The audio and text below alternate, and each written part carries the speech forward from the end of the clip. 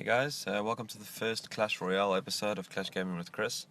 In this episode I thought I would just cover a video for those of us who haven't been lucky and haven't got any of the legendary cards. Most videos nowadays include the Ice Wizard, or the Princess, or the Miner, Sparky especially. I've been playing probably since release came out. As you can see, I've just recently hit Crown 9. Most of my common cards are level 9, barring my Barbarians, but everyone seems to be requesting Barbarians. It's quite hard to hold onto them. Got some level 7 rare cards as well. My Giant and my Hog have both managed to make it up to level 7, but with the deck that I've started recently, I'm not actually making use of them. There were a few different decks I used. This was one of them. I'm sure you've seen this one quite often, although I think most people swap out the Valkyrie for the Zap spell. I did also have a different deck, which was this, which I tried out, but most of my cards were quite low level. This is basically just an incredibly low spam deck. Depending on what the opponent has, this can quite easily be very overwhelming for them, or at the same time you can very easily get crushed if they have a lot of AoE cards. This deck I've used over the weekend, managed to push up from just over 2,000 trophies up until 2,568. The highest I hit was 2,592.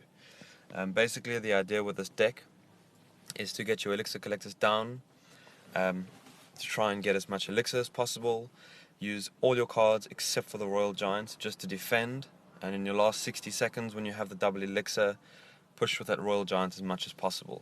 With him being level 9, it takes quite a bit of time to take down and causes quite a bit of damage to the towers.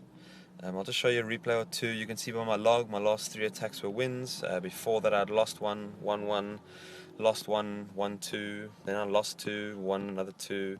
It's kind of up and down. I noticed when I got to about the 2,400 mark on trophies, I started to face a lot more Crown 9s and a lot better players as well. Just to show you a basic idea of how this attack would work. When the fight starts, the best card to have in the beginning is your elixir collector. If you don't have that, just use anything else that's a low cost. I try not to drop the cannon unless I need to. I use it generally to distract as they drop a Hog or as they drop a Giant, but in a case like this, when this is my only card, it's generally what I'll go for. Another trick I've learned with using this particular deck: never drop cards unless you have excess elixir. This deck requires one large push and having your Royal Giant with something behind it just to defend. If it's against another guy who has a Royal Giant, you need to have your Barbarians. That's what they're mainly used for. A lot of how I play is just defense. You'll spot that when they push with a higher level card, say a P.E.K.K.A. or anything that goes after non-towers, I'll generally use my Goblins and Archers to distract them, drag them from one side of the arena to the other. I don't think that happens in this particular fight, but if it does, you'll see what I'm explaining. In fact, I think I did it here.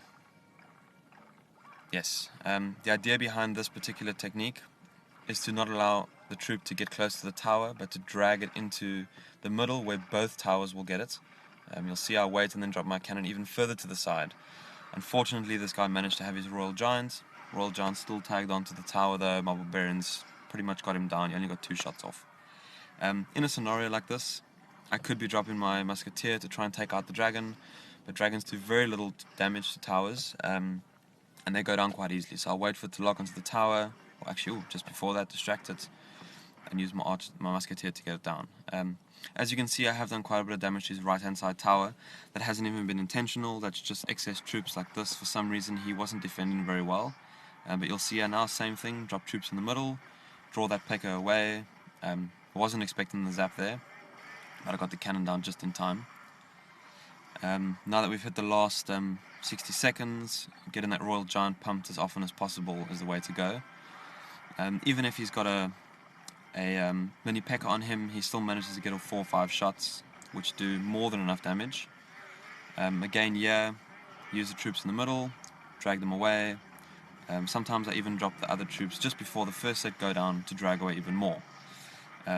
As I said, all you want to do is keep them off your tower, and then also you can drop your troops after that and avoid having to be hit by the bomb that the skeleton will drop. Actually use my Royal Giant to push him back there a bit. As you can see, the barbarians actually focused on the royal giant instead of the skeleton, and now you just wait out the last few seconds and defend as much as possible. If you look closely, I took about 600 damage on my right tower and about 400 damage on my left tower, and this is against an opponent who was in about 2,400. It's not a 3-star attack, it's a 1-star attack. If you push in for crown chest, it can take quite a bit of time having to win 10 like that, but there are, as you see, every now and again I'll get a 2-star. There's 2 2-stars in a row. Very occasionally you'll get a 3-star as well, depending on how the guy pushes.